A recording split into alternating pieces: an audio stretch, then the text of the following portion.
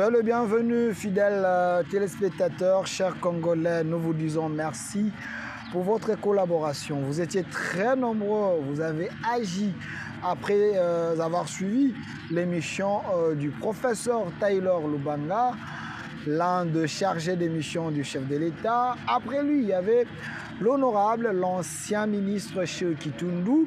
Et après, vous avez dit, fallait recevoir pour vous les coordonnateurs de la société civile de la République démocratique du Congo. Lui, il s'appelle Monsieur Christopher Ngoy. Il est ici avec nous, un enseignant dans l'école tshisekédiste, dans l'école de Tshisekedi, parce qu'il enseigne aujourd'hui. Pourquoi vous l'avez voulu 9 ans après la mort d'Etienne Tshisekedi? Quel reste de son combat? Il va tenter de nous expliquer. Il y a aussi les questions d'actualité, parce qu'il est de la société civile. Cholet, Lasenko, l'ECC, et également ils sont de la société civile. Cholet a parlé, vous voulez l'écouter. Quelle est sa compréhension par rapport à la sortie médiatique des Cholet? Matata Pogno également, il a parlé, il a dit qu'il était condamné par des juges d'une seule province, des juges des Balouba. Est-ce lui, comme coordonnateur de la société civile, le cas de Matata Pogno ne l'intéresse pas. Il ne peut pas porter la voix de Matata Pogno qui s'est senti frustré. Nanga a parlé, il y a eu des défections, il y a eu M. Ibalanki, un ancien collaborateur du chef de l'État, des mécanismes de suivi. Il a rejoint le Homme 23. Le chef de l'État a dit des choses devant les ambassadeurs, devant la communauté nationale et internationale. Il a dit il veut bien les dialogues, mais un dialogue inclusif, mais pas avec les seigneurs de guerre. Face à toutes ces questions d'actualité, il y a le patron de tout un peuple. Il est le coordonnateur de la société civile de la République démocratique du Congo, M. Christopher Ngoy Mutamba. Soyez le bienvenu. Merci beaucoup, cher ami. M. Christopher Ngoy, l'obligation de la population, ils m'ont obligé à vous recevoir. Mais d'entrée de jeu, j'aimerais d'abord savoir, êtes-vous fier aujourd'hui que vous soyez appelé par les combattants professeurs, l'un de ceux qui enseignent le tshisékédisme dans l'UDPS? Parce que vous avez eu cette mission, vous avez abandonné ou vous continuez? Merci beaucoup, c'est un grand honneur pour moi. Je sais que j'ai côtoyé le Sphinx. Je suis l'un de rares qui ont eu à bénéficier de la formation directe, c'est-à-dire tableau noir créé, et puis nous sommes là, et puis lui est là en train de dispenser la pensée de l'UDPS, et puis déguiser notre capacité de pouvoir penser, de pouvoir projeter. Jusqu'au point où il a estimé que nous avions atteint le niveau de devenir ses conseillers. Également, très souvent, il m'envoyait des gens. Les questions lui sont posées. Il dit voilà, il donne la réponse, il dit bon, allez voir Christopher. Il va vous compléter, il va me compléter, il va vous donner les détails.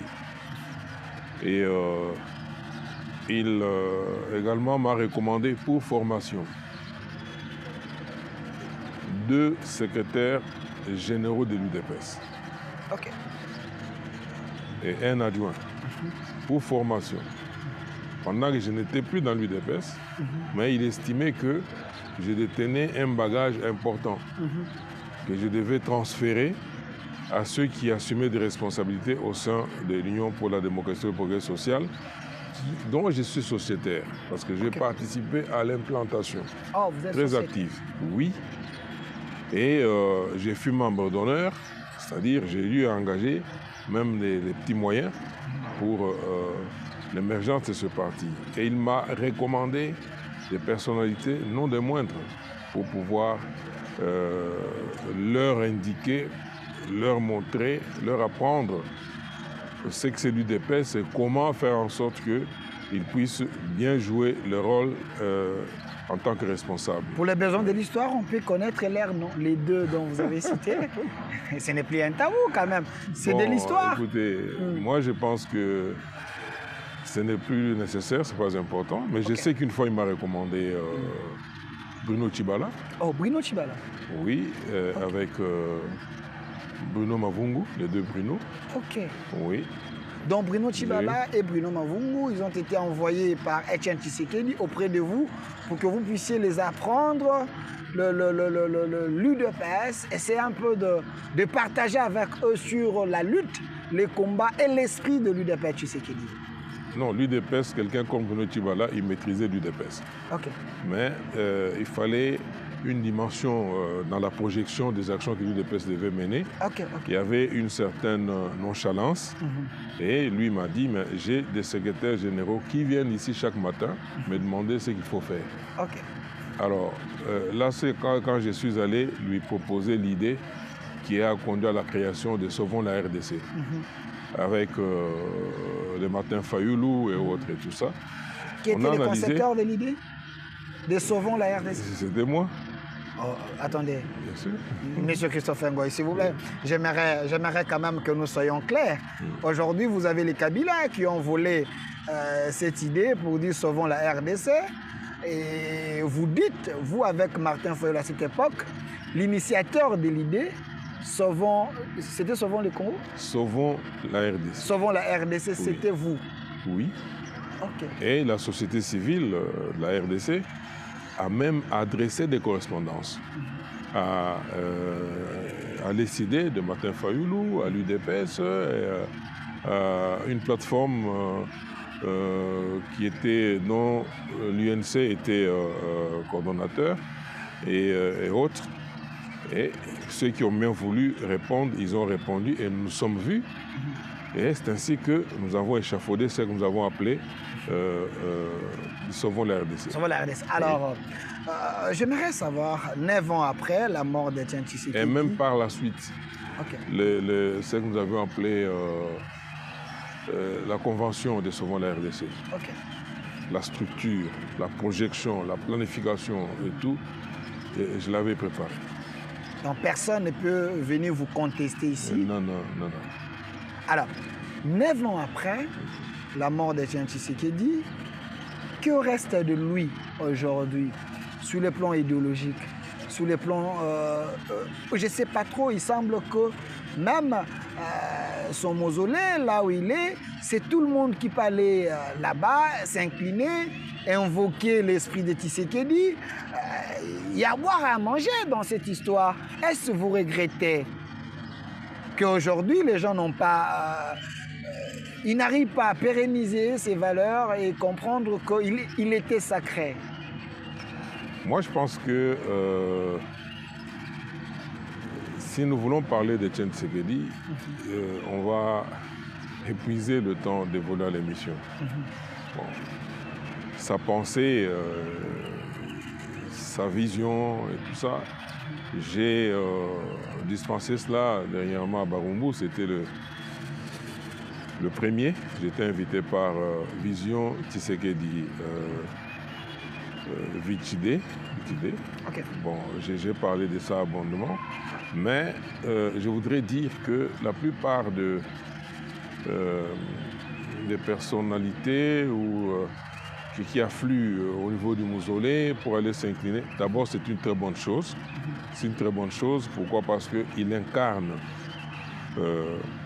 une vision, il incarne des valeurs, mais j'aurais aimé que ceux qui vont s'incliner là-bas puissent intérioriser cette vision, intérioriser cette valeur dans l'agir. Dans l'agir, donc n'est pas saisir juste l'opportunité de dire voilà, nous sommes tshiséguédistes, mais dans l'agir, on ne les sent pas. Donc il y a les tshiséguédistes des papiers et des noms, mais sans l'âme des Tshisekedi. Je ne veux catégoriser personne, mais je voudrais tout simplement appeler les gens à considérer que Tshisekedi, du temps de la conférence nationale souveraine, lorsque nous l'avons élu président, premier ministre, vous avez vu directement, tous les Congolais ont senti qu'il y avait la rigueur et qu'il ne fallait pas blaguer. Tous ceux qui détenaient par devers eux les véhicules de l'État, les biens de l'État, sont allés d'eux-mêmes les retourner. Personne ne voulait, parce qu'on savait que ça serait la rigueur appliquée donc dans toute sa rigueur permettait la tautologie. Bon. Mais aujourd'hui, j'ai comme l'impression que les gens se complaisent dans les détournements. Et ce qui n'est pas sérieux. Alors, Monsieur Christopher Ngoy, dans la merci. corruption, il y a la corruption qui va s'en plaindre. Les gens ne se gênent même plus de parler corruption et tout ça. Donc ce sont des valeurs qui attristent. Et ce sont des antivaleurs qui attristent le combat de Tshisekedi. Et nous, quand nous observons ça, ça nous fait quand même mal. Alors, ça vous fait quand même mal, Monsieur Christopher Ngoy. Je précise que vous êtes coordonnateur de la société civile de la République démocratique du Congo, parce que vous dites qu'il y a détournement, il y a les antivaleurs, mais c'est sous le régime de son fils, Félix-Antoine Tshisekedi. Aujourd'hui, les opposants pensent que le régime Tshisekedi, c'est un régime finissant, le régime qui a provoqué la guerre, le régime qui a hébergé le M23 que Kabila avait déjà bouté dehors. Et ce régime aujourd'hui fait le pire. Pensez-vous que ces opposants ont raison de dire que Tshisekedi doit quitter parce qu'il a échoué sur toute la ligne? Bon, écoutez, s'il faut comparer, il y a le cardinal Mosengo, paix à son âme, qui à un certain moment avait dit que les médiocres, il avait parlé des médiocres. Ces médiocres-là, c'est des gens sortis du néant, pour ne pas dire d'un buisson. Ils ont occupé des responsabilités et ils nous ont débité des théories qui ne tenaient pas. Mais en substance, rien. Le pays est resté en train de stagner. Ils ont fait des bruits avec des plans de développement tels que 5 chantiers, ainsi de suite, et puis plus rien. Ils nous ont parlé de l'émergence alors qu'ils ne maîtrisaient même pas ce que c'est l'émergence. Alors qu'on ne peut pas envisager l'émergence sans tabler sur un socle, un package qui implique un exercice démocratique très huilé et une participation très active du peuple souverain avec des institutions. Donc, tout cela, ils nous ont parlé c'était des balivernes. En fin de compte, ils sont partis de ce pays sur la pointe de pied. Et c'est ces médiocres-là qui, aujourd'hui, ils se pavanent pour nous dire qu'ils ont des leçons à donner, mais non pas des leçons à donner. Pour revenir à la gouvernance du président Tshisekedi Tshilombo, Félix, moi je pense qu'il a usé d'une très grande stratégie. Vous connaissez le contexte. Le pouvoir où l'État était confisqué par un groupe. Il fallait un choix. Soit affronter ce groupe-là et entraîner des morts, des pertes en vies humaines, sans oublier que nous risquons de nous lancer dans l'inconnu. Soit essayer de les caresser dans le sens du poil et récupérer notre pouvoir, parce qu'eux avaient confisqué. Récupérer le pouvoir qu'ils avaient confisqué. Et c'est ainsi qu'il a utilisé le premier cas de figure qu'on étudie en stratégie, qui est l'adaptation. Il s'est adapté pour conclure que c'était une faiblesse. Nous, société civile, qui avions compris ça, qui avions également conseillé ça. Également, mais néanmoins, il fallait des garde-fous. C'est ainsi que, malgré la mise en place de la coalition FCC-Cash, nous savions que c'était des médiocres. Il devait y avoir composition avec des médiocres. Alors, nous avons initié une pétition qui demandait au président de la République de ne pas prendre dans son gouvernement, de ne pas mettre directement dans les institutions des acteurs politiques ou sociopolitiques qui étaient entachés des violations des droits humains, entachés de crimes économiques et autres.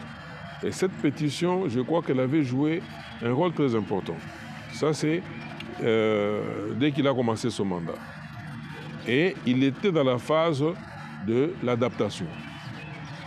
Et puis, il a compris que tout en maintenant le cap, parce que beaucoup ont dit qu'ils n'ont écouté Pantin, il était sous la botte de M. Kabila, placebo, on a tout entendu. Ça, c'est Martin Fayulu. On a tout entendu, mais nous avions la certitude, pour avoir échangé chaque fois avec lui, et c'est des choses que nous ne pouvions pas divulguer, nous savions qu'il maintenait le cap.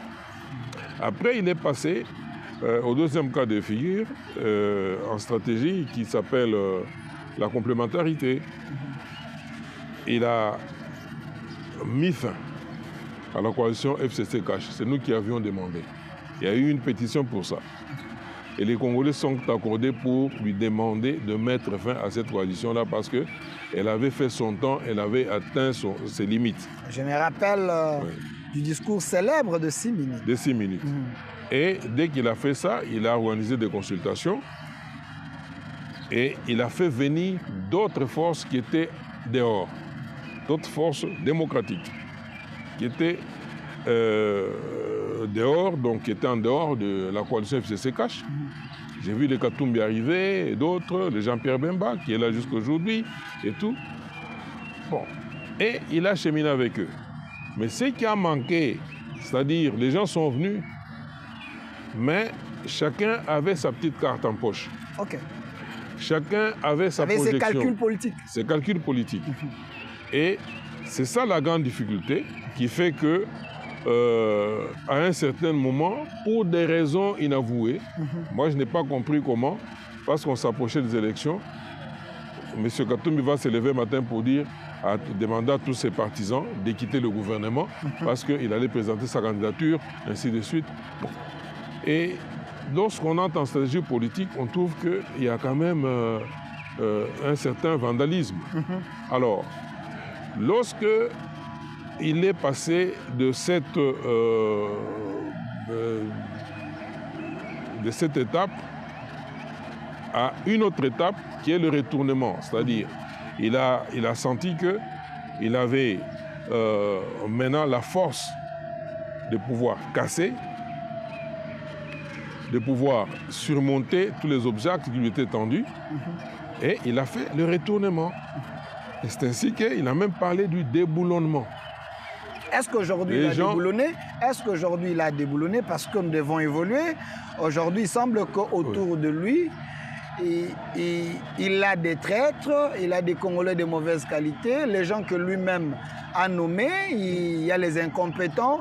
Aujourd'hui, lui-même s'est tiré la balle parce que les gens qu'il a nommés, c'est eux qui les trahissent. Il a déboulonné bel et bien. C'est pourquoi on parle de trahison, c'est-à-dire les traîtres sont des gens qui marchent à l'encontre de sa vision. Donc il a nommé ses amis, c'est l'homme à Tata Ponyo, il a nommé ses amis, ses copains, les gens sans qualité pour gérer la nation, gérer les dossiers de l'État. Il a nommé des gens qui étaient censés apporter le meilleur d'eux-mêmes. Mais malheureusement, la plupart, en arrivant, chacun avait sa petite carte. Et ça, c'est une caractéristique presque générale pour la plupart d'acteurs politiques congolais. Ils vous disent qu'ils vivent au taux du jour. C'est-à-dire, pour eux, c'est le positionnement. Alors, et Dieu merci, lui, le président, est demeuré focus sur le déboulonnement. C'est ce qui explique les avancées que nous connaissons jusqu'aujourd'hui. C'est ce qui explique que chaque jour, on découvre des traîtres, c'est-à-dire des gens qui sont venus pour l'accompagner, mais qui avaient d'autres plans, d'autres calculs, et avec le temps, ils se dévoilent. Monsieur Christophe Ngoy, pourquoi vous, un grand scientifique comme ça, mais vous allez dans le sens de favoriser les choses que vous ne pouvez pas favoriser? Parce que quand on nomme, s'il vous plaît, quand on nomme, il y a quand même les services qui travaillent sur la personne, les noms proposés. les services, il y a plusieurs services. Vous prenez l'ANER et d'autres, parce que la personne que le chef de l'État doit nommer, doit poser sa signature. Cette personne doit être crédible. Cette personne doit être une personne de confiance. Cette personne ne peut pas trahir. Cette personne... Mais comment? C'est comme si vous tâtonnez. Et non. par après, quand il y a des conséquences, c'est le peuple qui paye, vous dites que c'était des traites. Est-ce que vous n'étiez pas complaisant? Est-ce que le chef n'était pas complaisant en nommant ses amis et... Non, il n'était pas complaisant. Les instruments en sa possession pour pouvoir bien faire son travail. Vous avez cité les organes tels que l'ANER et tout ça. Mais Qui devaient travailler en amont, quand même. Ce sont des organes issus de l'ancien système. Lui, le président, n'a pas remplacé ce système-là par un autre système. Il n'a pas voulu le faire. On en a discuté avec. Okay. Il n'a pas voulu le faire parce qu'il a dit le sens de l'État ne nous oblige pas à changer, à aller de système en système. Il faut qu'il y ait la continuité. Il faut qu'il y ait la continuité et on doit faire confiance aux gens. Et on a la présomption d'innocence. On ne peut pas d'emblée penser que tel soupçonnait déjà des gens d'emblée. Donc, mais malheureusement, c'est une approche d'une probité morale très élevée. Mais malheureusement, lorsqu'elle est appliquée dans un environnement fétide, vous voyez ce que ça produit. Moi, je ne peux pas dire que le bon, je ne peux pas condamner celui qui a accordé la présomption, qui a fait prévaloir la présomption d'aptitude, la présomption d'innocence et tout ça aux Congolais, mais qui eux-mêmes, Congolais, une fois mis à l'épreuve, ont montré autre chose. On ne peut pas le condamner pour ça. Mais nous pouvons dire que tout ce qui s'est passé fait partie de l'expérience et lui permet d'asseoir son expertise. Une expérience mais malheureuse ça a un coût. qui continue à plomber la nation. En termes, ce que vous dites là, ça a un coût parce que la nation est plombée, bien sûr. Ça a un coût en termes de la situation, la condition d'existence, des conditions d'existence du souverain primaire. Bon, change, mais le changement n'est pas très perceptible. Très palpable. Alors, donc,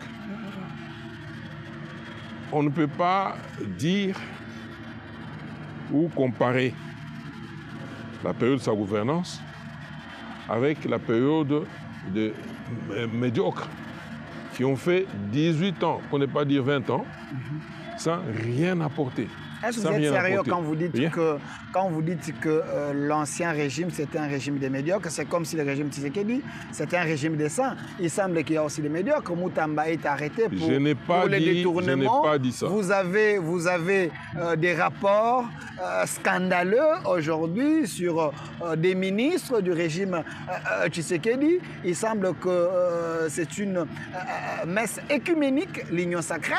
Mais M. Christopher Moutamba, je prends le propos de M. Matata Ponyo, un opposant, qui dit, s'il vous plaît, le cas de Moutamba, je n'aime pas passer sous silence. Vous voulez dire quoi? Je voudrais dire... C'est un détourneur, il y a un jugement, les condamnant. Si vous respectez la justice de votre pays, vous devez approuver. Je respecte la justice, mais je reste persuadé que parce que la justice est dite au nom du peuple. Moi, je fais partie de ce peuple-là.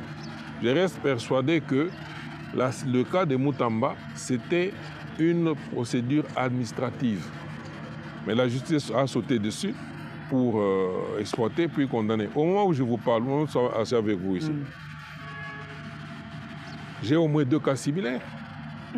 2 cas similaires, mais vous ne les dénoncez pas, donc vous les cajolez. On les dénonce. Vous êtes de la société civile. On les dénonce. Je n'ai pas vu un point de presse dénonçant. 2 cas connus, mais je n'ai pas vu la justice sauter là-dessus pour arrêter des gens. Mais il faut dénoncer. Pour des sommes aussi importantes. Citez ces des noms. Calmez-vous, si vous êtes courageux, je ne voudrais pas, ça ne fait pas partie du corps de l'émission de ce jour. OK?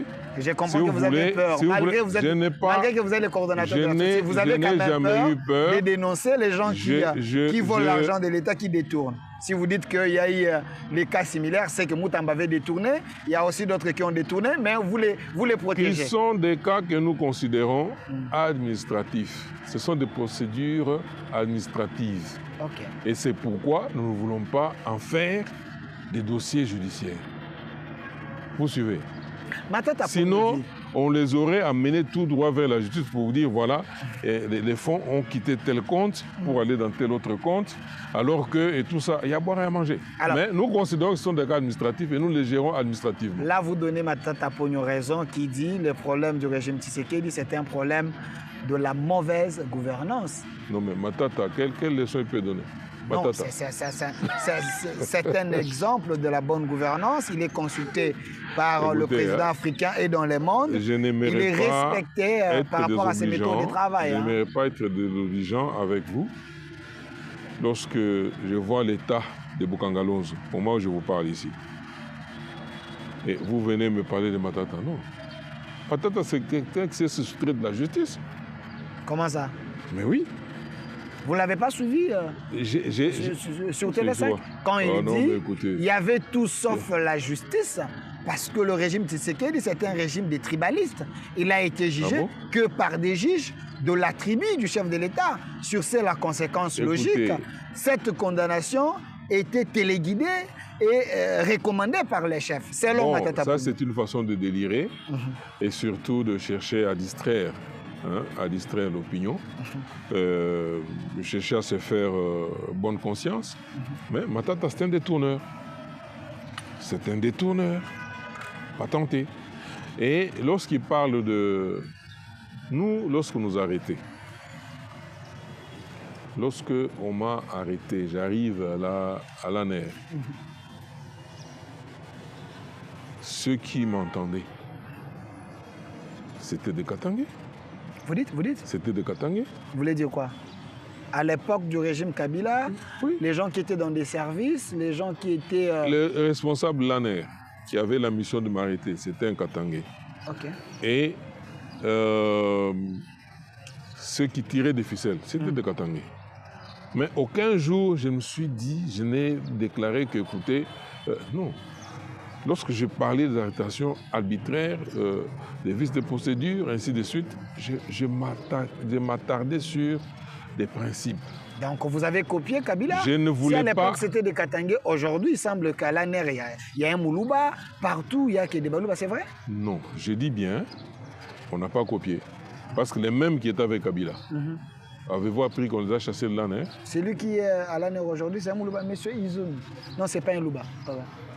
Ce sont les mêmes. Moi, je les ai connus du temps de Kabila. Okay. Je les ai connus du temps de Kabila. Tu sais qu'ils continuent à les utiliser? Oui, ils sont là. Et la plupart des techniciens qui sont là-bas. Bon, en tout cas, ils ne nous encensent pas nous autres.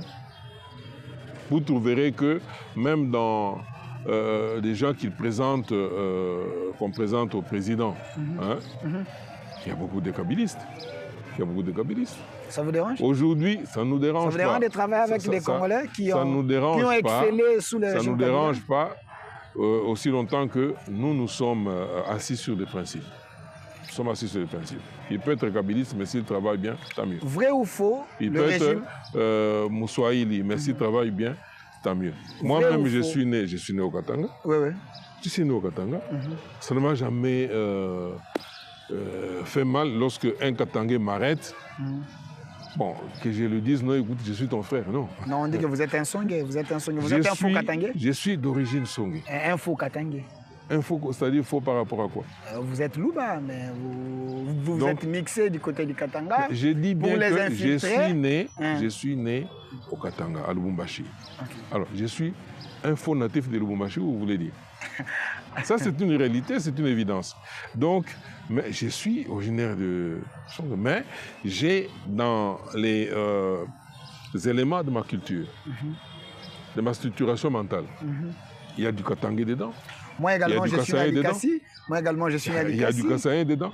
Donc, ça fait partie de mon identité. Je ne peux pas m'en départir. Alors, Monsieur Christopher Ngoy, vrai ou faux, le régime Tshisekedi excelle dans la mauvaise gouvernance? Pourquoi Matata Pogno le prouve Vous venez de dire ici qu'il y a des personnes qui ont détourné l'argent. Vous estimez que c'est de procédure administrative. Mais du moins, il y a eu l'intention de faire dévier l'argent du point A au point B. Vrai ou faux que c'est un régime de scandale en détournement? Non, on peut parler aussi d'erreur administrative. Bon, là, disons... là, vous apaisez un peu, vous dites erreur, mais quand il s'agit de Matata, vous parlez du détournement. Non, Matata, l'argent est sorti pour Bukangalozo, mais ça a fait autre chose. C'est fait dans les poches des gens et puis Bukangalozo n'a jamais tenu. Pourtant, l'argent qu'on a mis sur Bukangalozo n'est même pas comparable à ce que Mouzé avait mis sur le service national et que le président Félix continue à mettre sur le service national. Avec le lieutenant général Kassongo Kabouik, un Katangé de bonne qualité qui travaille sous le commandement du chef de l'État. Oui. Ouais.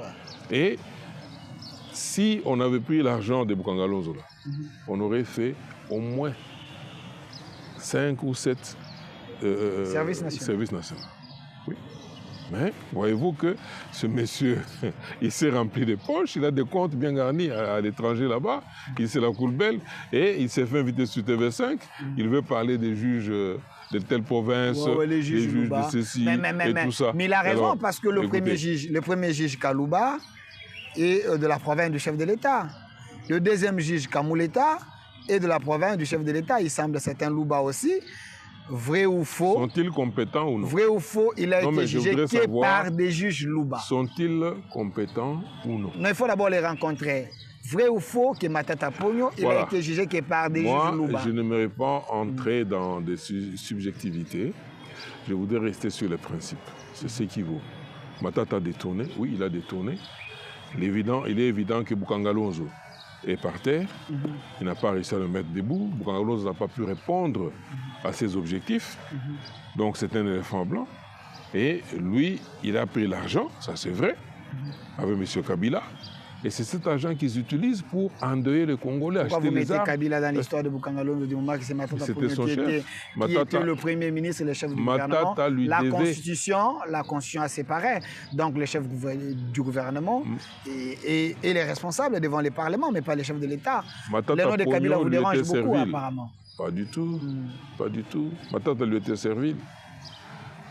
Le nom de Kabila, pas me déranger, mais me dispose. Pourquoi? Parce que c'est quelqu'un d'abord, il est sorti du néant. On ne le connaissait pas. Kabila, le nom de Kabila vous indispose? La personne de Kabila m'indispose, oui, le fils. Ok. Non, on ne va pas parler de Mouzé. Fils entre guillemets. Fils entre guillemets. Oui. Vous doutez même de son affiliation à la famille Kabila, du moment que vous n'avez aucune preuve? Mon doute serait dissipé. Ça, c'est le cas du Ochadé limité. Mon doute serait dissipé le jour où j'avais appris qu'on avait autorisé qu'on puisse faire des prélèvements pour procéder au test ADN. Avez-vous déjà la suite? Bon. Mon doute serait élevé si on a les résultats du test ADN. Alors, mais jusqu'à preuve du contraire, à voir la manière dont ce monsieur se comporte jusqu'aujourd'hui. Il s'est comporté pendant 18 ans. Et la manière dont il se comporte jusqu'aujourd'hui, et avec des mal d'argent qu'il amène un peu partout pour acheter de conscience, corrompre les affirmations gratuites. Corrompre nos généraux afin de... Écoutez... Vous êtes quand même de la société civile à votre rang. Oui, la population qui est tuée, la population qui est tuée, c'est la société civile, cher ami. Les militants de sous les bois, vous devez quand même sous-basser ce que vous dites. Qui vous dit qu'il y a un discours réservé aux... Non, nous sommes le peuple. Vous êtes un responsable. Nous sommes... Oui, je suis responsable de la société civile. Sous-basser ce que vous dites. Il ne faut pas rencontrer ce que le sous les bois délimité, il semble disent, et vous amenez ça sur un plateau sérieux, ici, dire que Kabila donne l'argent aux généraux, vous n'avez aucune preuve ici. Il y a des procès. Il y a des procès, il y a des généraux qui sont arrêtés. Des procès politiques, là. Oh ben, comment appelez-vous procès politiques? Lorsque un général, il est responsabilisé sur... comment on appelle ça, une région, la zone telle.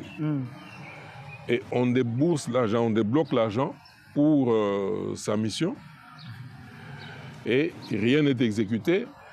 La troupe qui est au front manque de quoi manger, manque de munitions qui sont détournées, et manque... écoutez, mais ce général-là, d'emblée, il achète des villas à la Gombe. Mais tout cela est retracé maintenant, mis à jour. Donc il achète des villas et tout ça, ça sort d'où? Cet argent-là, c'est d'abord l'argent qu'il a détourné. Il y a des gens qui sont au front. Il est responsabilisé.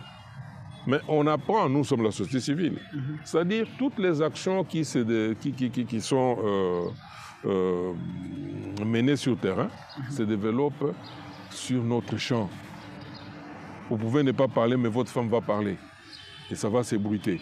Vous pouvez ne pas parler, mais votre enfant, ou bien il y a un témoin, votre sentinelle va voir. Ah, ce soir, il y a tel qui est entré. Ah, ok, avec ça.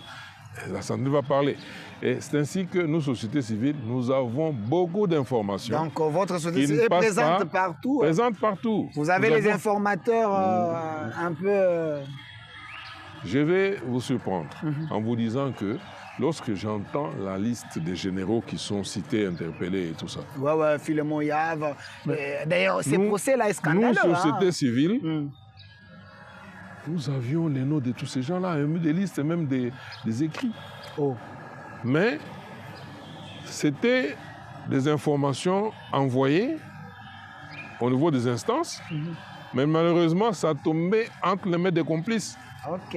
Les gens qui ne pouvaient pas exploiter ces informations. Qui ne pouvaient pas exploiter, mais qui s'en servaient pour voir, ah ok, donc ça c'est déjà, ça s'est ébruité. Et puis, on arrêtait même des gens qui avaient donné ces informations. Oui, on les arrêtait même. Alors, c'est pour vous dire que, on sait très bien que M. Kabila, dans tout ce qu'il entreprend là-bas,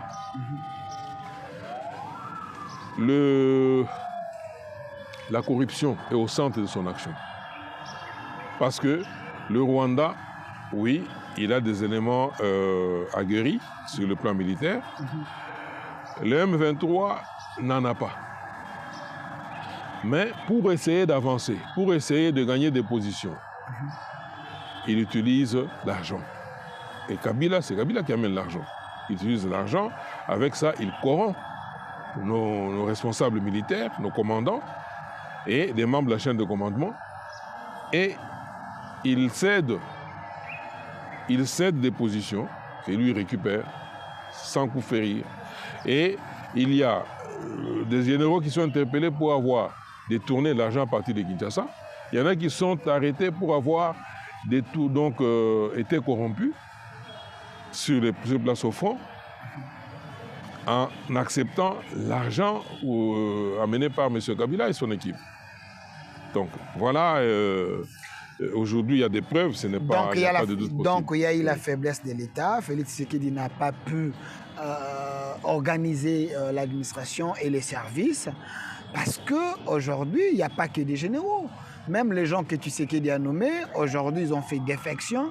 Ils sont M23. Les récents cas, c'est M. Ibalanki, que vous connaissez bien, un membre de l'UDPS, que vous côtoyez aussi, il semble. Est-ce que c'est un non-événement? Est-ce que ce n'est pas un danger de voir Ibalanki, qui a occupé des postes de responsabilité stratégiques à la présidence, à l'OM23? Est-ce que le dossier d'État n'est pas en danger? Ils ne sont pas en danger. Oui, mais lorsqu'on a quelqu'un qui a accédé à certaines responsabilités publiques, et surtout dans la filière sécuritaire, qui change de camp, c'est toujours un danger. Mais ici, je voudrais relativiser. Okay. Je voulais relativiser. M. Ibalanki, c'est quelqu'un qui était déjà soupçonné dès le départ. Produit de l'UDPS. Produit de l'UDPS. En tout cas, des mémoires d'acteurs. Moi, je ne l'ai jamais croisé. À l'UDPS, je ne l'ai jamais croisé. Je l'ai vu avec Kabouya, je l'ai vu avec les gens, avec la chemise de l'UDPS, en train de marcher, je ne sais pas trop. Mais écoutez, ce n'est pas parce que quelqu'un arbore un drapeau de l'UDPS ou bien il porte une chemise de l'UDPS qu'il en est membre. Moi, je suis mieux placé pour vous dire, je connais les membres de l'UDPS à partir des fondateurs. Des fondateurs de l'UDPS. Les 13. Les 13. Je les ai côtoyés. Et même ceux qui sont encore vivants, quand ils me voient, ils me reconnaissent. Parce que, partie de la société civile, j'étais à la conférence nationale souveraine en tant que délégué de la FEC et recruté par les leaders de l'UDPS. Vu mon activisme, et ainsi de suite, et moi amené à l'UDPS, j'ai fait mes preuves et j'ai eu à croiser tous les acteurs importants de l'UDPS et je suis mieux placé pour vous dire que à aucun moment, M. Balanki, au sein de l'UDPS, n'a joué un rôle déterminant ou un rôle important. C'est juste un figurant, un opportuniste. Et aujourd'hui, c'est la fin qui justifie ce qu'il est, qui détermine ce qu'il a été. Donc c'était tout simplement un profiteur. Non, quand il dit quand un coach te met de côté, il ne vous utilise pas, vous ne pouvez pas mourir de faim, il faut trouver là où on vous considère. Pensez-vous que ceux qui font la politique aujourd'hui, c'est pour leurs intérêts? Dès qu'ils ne sont pas satisfaits, ils sont frustrés, ils ont le droit de prendre les armes et faire la rébellion? Bon, c'est cela qui m'écoeure personnellement. Ça me chagrine d'entendre ça de quelqu'un qui prétend être intellectuel. Qui prétend? Être intellectuel. Qui prétend ou qui est censé maîtriser ce qu'on appelle la démocratie et comment elle fonctionne, qui est censé maîtriser le système de pouvoir, mais lorsque il ramène tout à sa petite personne, donc son activité politique était liée au fait de se retrouver ou pas, en tant qu'individu. Et il n'est pas seul, ils sont nombreux. Ils sont nombreux. Et c'est pourquoi moi je pense que l'État congolais nécessite d'être restructuré. Restructuré? Oui. Il y a ceux qui parlent de la refondation de l'État, ils ont raison? Ils n'ont pas tort. Ils n'ont pas tort. Mais ils n'ont pas totalement raison non plus. Je salue Sesanga, là où il est. Ils n'ont pas totalement... L'opposant du régime. Parmi les opposants intelligents. Lorsque vous me parlez de l'intelligence et tout... Non, c'est un homme intelligent. C'est presque la même chose avec les Balanki. Non, il ne faut pas comparer. Sesanga avec Ibalanki. Sesanga avait pris les armes. Après le pacte de 2006, il n'a jamais repris les armes. Lui, il est maintenant dans la politique, il fait l'opposition. Un politicien, cet homme, il quitte. Il devient, c'est pas colonel ou quoi là, dans l'armée. Et ça dépasse tout entendement. Ça dépasse tout entendement. Mais Sesanga, c'est un ami, hein, je le respecte. Je respecte ses choix. Mais je voudrais dire, si nous voulons vraiment aider ce peuple, nous devons maîtriser ce que c'est la politique.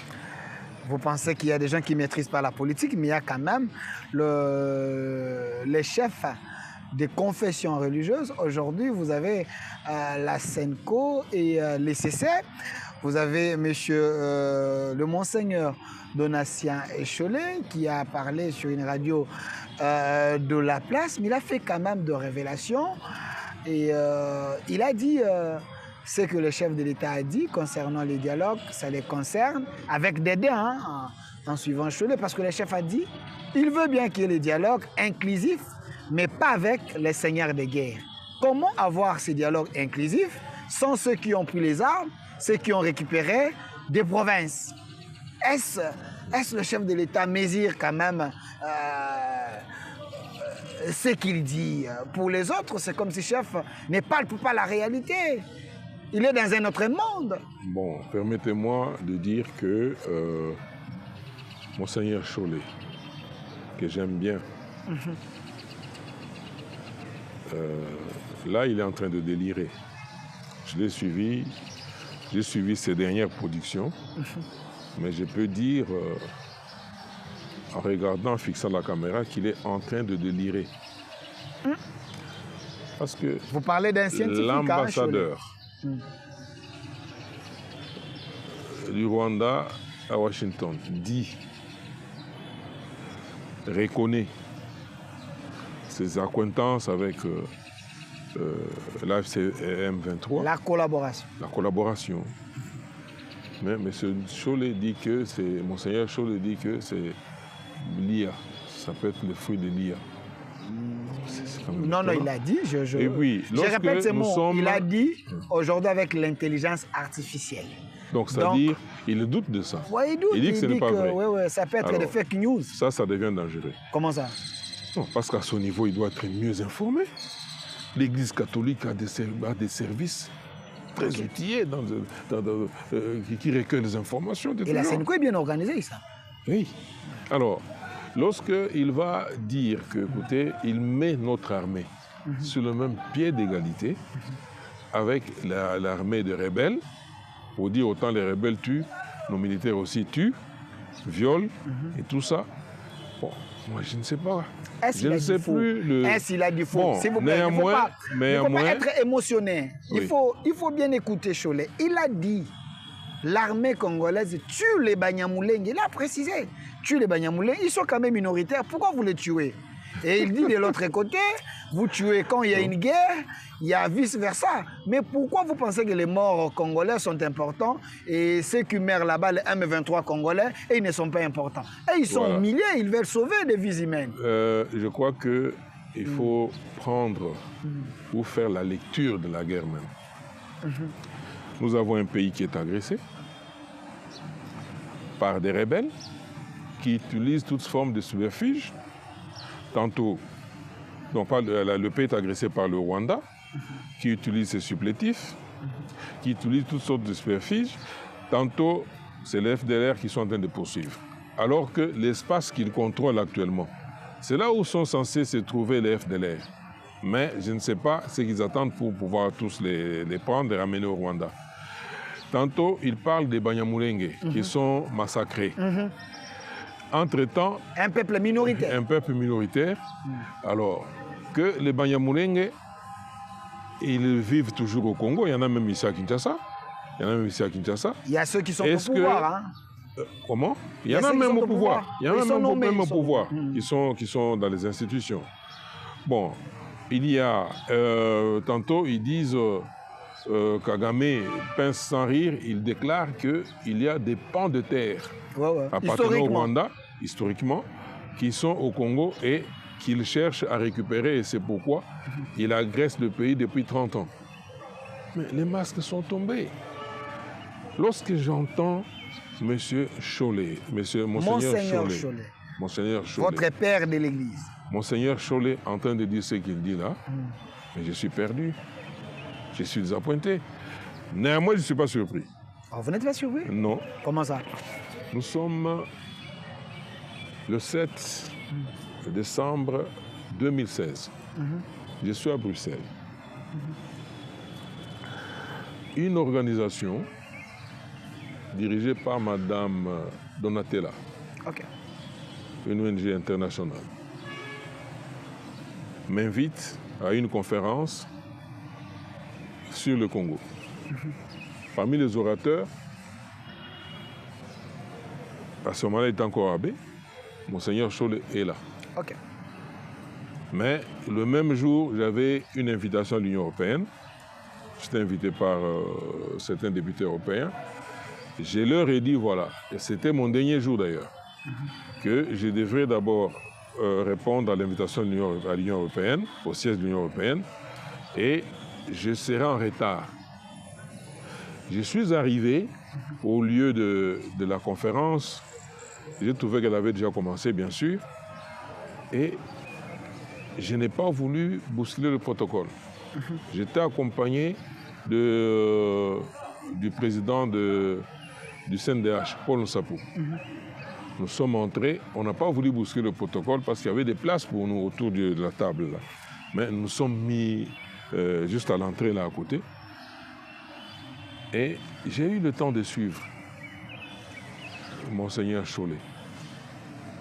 Ça, c'était à un jour du démarrage des travaux du dialogue de la Senko.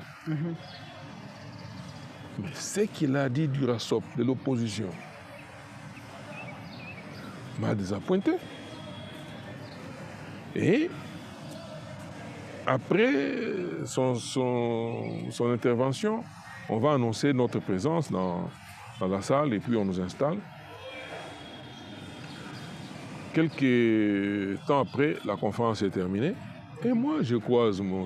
l'abbé Cholet. Je regarde dans les yeux, je lui demande, monsieur l'abbé, parce que j'ai eu peur. J'ai dit, mais dans 2 ou 3 jours, parce que j'étais sur la liste des participants au dialogue de la Senko.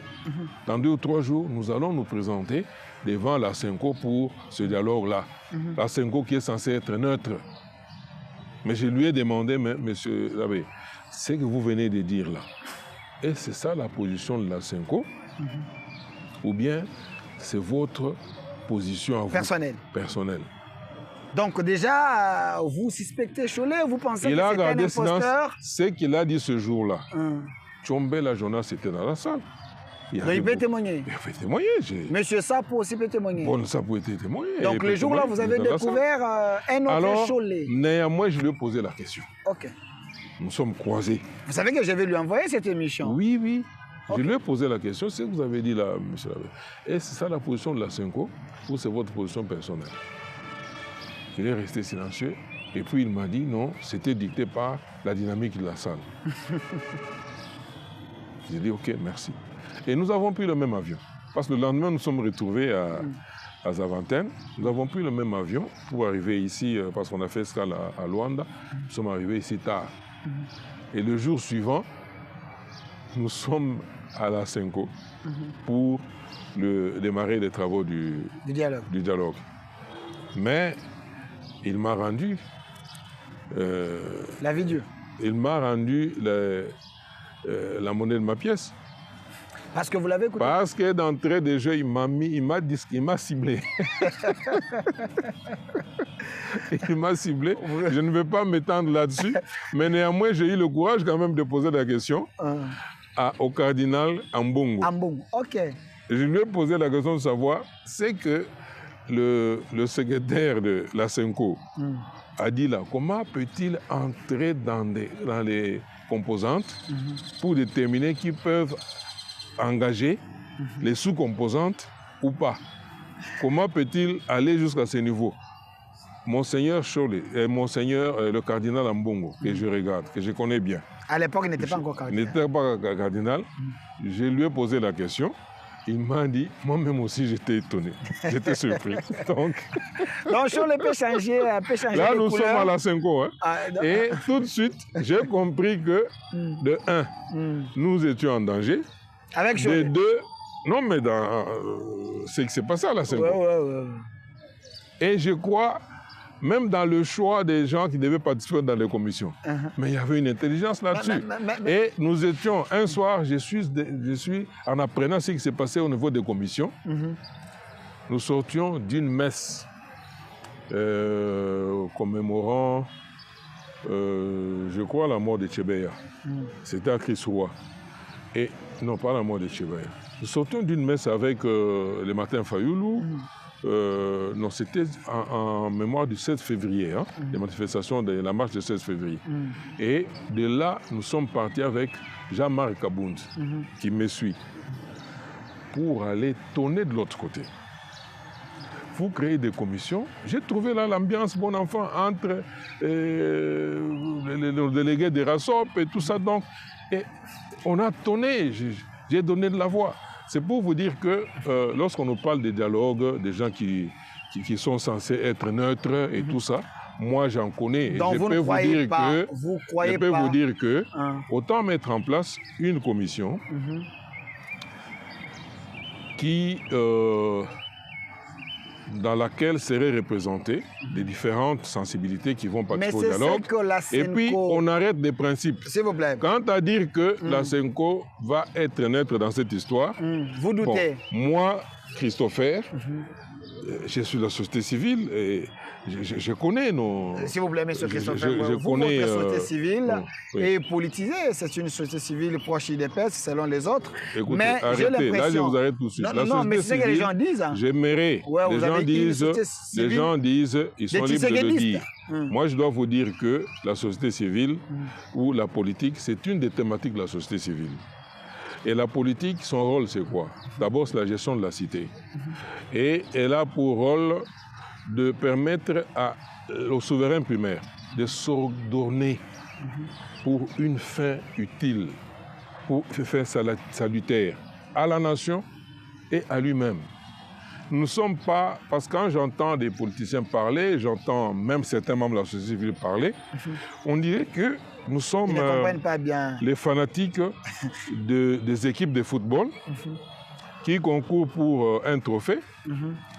Et lorsqu'on gagne ce trophée, nous nous frottons seulement les mains en disant nous sommes champions. Vous voulez être de la partie. Il n'y a pas de retombée. Merci. Mais je voudrais que quand on est dans la démarche politique qui est différente de celle du football et tout ça, le peuple est d'abord, lui, le patron. Merci. Il n'est pas figurant. Et il a ses attentes qui doivent être respectées et il doit se retrouver. Merci, M. Christopher Ngoy. Oui. Je comprends que vous êtes une société civile participative, une société civile qui accepte les ordonnances présidentielles parce que vous-même, vous êtes bénéficiaire, vous êtes PCA de CVM. Donc, qui accepte les ordonnances? Moi, je ne sais pas. Mais vous acceptez, écoutez, vous êtes PCA de CVM nommé par Félix Tshisekedi, contrairement à Cholet. Il n'est pas bénéficiaire de l'ordonnance. Ma première ordonnance, j'ai été nommé avec Monseigneur Cholet. Cholet aussi, il était dans l'ordonnance. Oui. Et puis... le ça, c'est une révélation. Le cardinal Lambongo, oui. A bénéficié de l'ordonnance. Nous avons été nommés pour gérer le fonds de solidarité contre Covid-19. C'était une ordonnance présidentielle. OK. Personne n'avait contesté. Nous sommes la société civile. Donc, Cholet aussi est bénéficiaire de l'ordonnance présidentielle. Oui, nous avons été nommés par une ordonnance. Nous avons été nommés par une ordonnance. C'est pour dire que le fait d'accomplir une fonction, OK, dans une institution publique, au profit du peuple, n'est pas défendu. L'État, c'est une émanation de la société civile, c'est une émanation du souverain primaire. Qui anime l'État? C'est nous les citoyens. Sauf qu'il ne faut pas confondre les deux rôles à la fois. Merci. Voilà. Alors, il nous reste 1 minute. J'aimerais bien que vous puissiez regarder la caméra. Vous êtes coordonnateur de la société civile, de la République démocratique du Congo, de la RDC. Quoi comprendre aussi l'inclusivité? Parce que les opposants exigent les dialogues, que ces dialogues soient inclusifs. Les régimes acceptent l'inclusivité, mais avec des pincettes. Le chef a dit, je veux bien l'inclusivité, mais pas avec les seigneurs des guerres. Quoi comprendre? Quelle est la meilleure compréhension de l'inclusivité? Vous êtes coordonnateur de la société civile, éclairez-nous. C'est également votre mot de la fin. Très bien. Vous voyez dans cette bouteille, supposons qu'elle est à moitié. OK? On prend de l'eau sale, on met dedans. Ça va se mélanger. OK? On prend encore une eau encore plus sale que celle qu'on a. On met dedans, ça va se mélanger. Mais si on prend l'huile, on met dedans, l'huile va se démarquer. L'huile sera d'un côté et l'eau là, sale et tout ça, avec tous ces mélanges d'eau qu'on y a mis dedans, va se démarquer, sera de l'autre côté. Vous voulez dire quoi clairement? Lorsqu'on parle politique,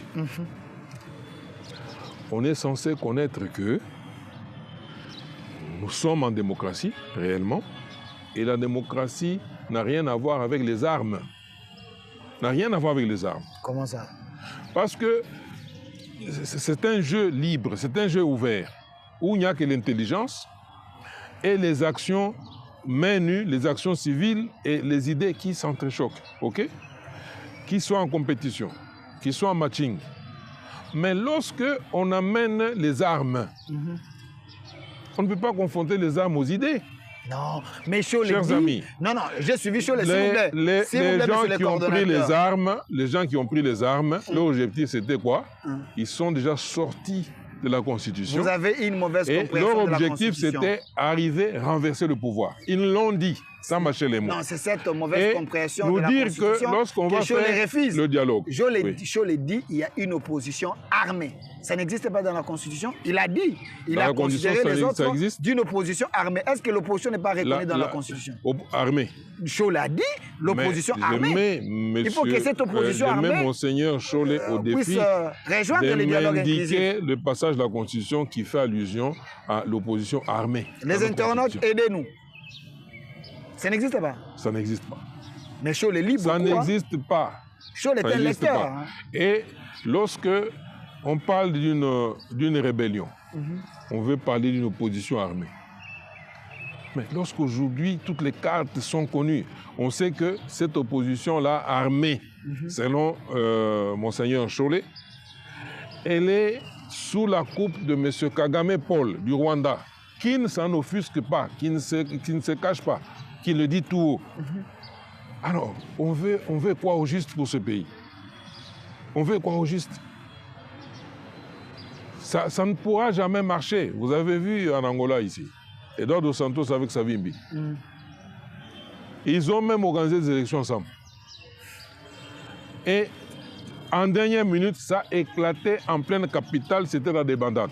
C'est pour vous dire que des gens qui n'ont pour vision, qui n'ont pour action que les armes, tuer, violer et faire un chantage par après, et ces gens-là, nous allons nous mettre autour d'une table pour parler de quoi? Donc, il n'y aura pas le dialogue inclusif. Le dialogue inclusif, c'est avec des opposants non armés. Mais ceux qui ont les armes, vous allez faire quoi pour récupérer Bukavu? Ceux qui ont les armes, faire quoi? Déjà... Ils occupent là-bas, ils ont mis une administration par force. Ils vont partir. Avec quels moyens? Mais je vous ai toujours dit qu'ils vont partir. Par la bonne volonté? Je vous ai dit, lorsque nous étions ici, dans une de vos émissions, je vous ai dit qu'ils allaient partir de Louvira. Ouais. Aujourd'hui, c'est les cas. Ils sont partis ou non? Je vous dis qu'ils sont partis. Ils vont partir. Et également, il y a des actions qui sont ouvertes devant les tribunaux. Vous ne pouvez pas prendre les armes, vous tuez, vous massacrez les Congolais, vous violez, vous semez la désolation. Et puis demain, vous vous réveillez comme si rien n'était, vous dites que vous venez pour dialoguer. Donc pour vous, et puis on vous donne des responsabilités. Ils seront arrêtés. Ils seront arrêtés. Par qui? Enfin, soyons calmes. Merci, M. Christopher Ngoy. Regardez la caméra. Qu'avez-vous envie de dire que vous n'avez pas dit dans cette émission? La personne qui vient de vous suivre en retard, qu'ils retiennent quoi? Que les gens retiennent quoi? Qu'ils retiennent que je suis venu ici pour éclairer la lanterne. Surtout, appeler le peuple congolais à la résilience. Le pays a changé d'orientation. En sortant de la gouvernance qu'on a connue par le passé, qui est en train de nous amener vers la perdition. Parce que si nous serions restés avec ces gens jusqu'à aujourd'hui, le pays serait perdu, il n'y aurait même plus de démocratie. Mais